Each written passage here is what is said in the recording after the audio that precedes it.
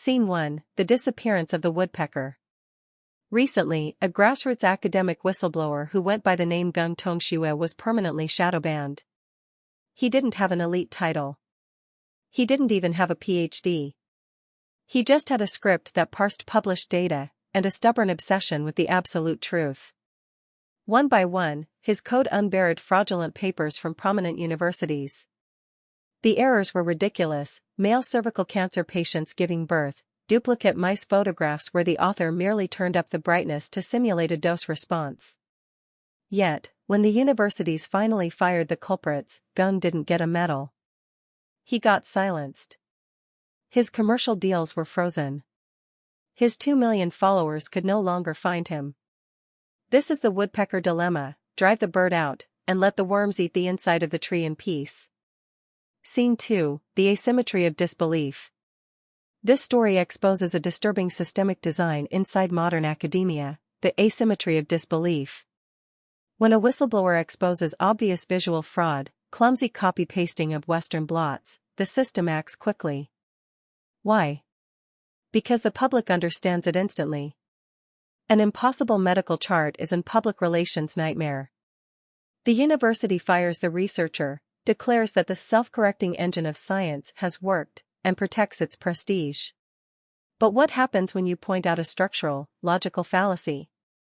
A theoretical error that underpins an entire field of research for over 50 years? You get the golden silence. No counterproof is offered. No reviewer debates your math. They simply pretend you do not exist. Scene 3, Expert Inertia and Canny Complicity. And we have empirical evidence. Take the celebrated impedance matching theory of microwave absorption inside materials research. While transmission line theory itself is completely correct, and yields accurate conclusions for films, the microwave absorption impedance matching theory misinterprets its results. This misinterpretation mathematically violates baseline electromagnetic wave physics at metal boundaries, distorting the actual absorption mechanisms. Yet, this model has guided billions of dollars in research grants.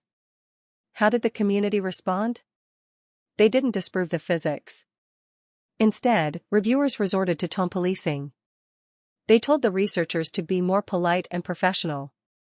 In computer science, Professor Eamonn Keogh demonstrated that over 95% of published papers on time series anomaly detection are completely wrong due to broken benchmarks. He met the exact same head-in-the-sand response. At Harvard, cardiologist Piero Anversa fabricated cardiac stem cell data for over a decade. Co-scholars knew the results couldn't be replicated, but as the New York Times revealed, experts were just too timid to take a stand against a titan who controlled the grant flow.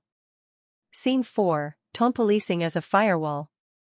When academic gatekeepers cannot refute your physical math, they police your tone.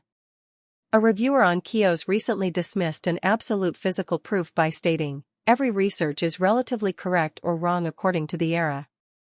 The writing flow of the manuscript should be more polite. This is the ultimate defensive maneuver, turning an objective wave physics demonstration into a debate about manners. They attempt to dissolve empirical reality into academic relativism. As metascientist Simin Vazire wrote in Nature, postdocs who try to detect and report errors are actively scolded by their own advisors. They are warned never to publish critiques to avoid crossing institutional cartels. Nobel laureate Honjo Tsuku was right: 90% of views published in top-tier CNS journals are wrong or non-reproducible. But the system is designed to feed citation cartels, not verify logic.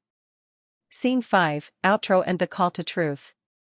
True science is not a public relations exercise. It is not an athletic race to collect academic hats and citation loop indicators. It is the unyielding cross-examination of physical reality. If we continue to award grants based on citation loops while shadow banning raw truth, we aren't practicing science. We are practicing high-tech alchemy. Let's support peer-reviewed reality and slow science over academic cartels. Go visit the Substack articles linked below to read LIU'S full, unedited critical treatises on physics and citation gatekeeping. Let us stop policing tone and start verifying logic. Thank you for watching.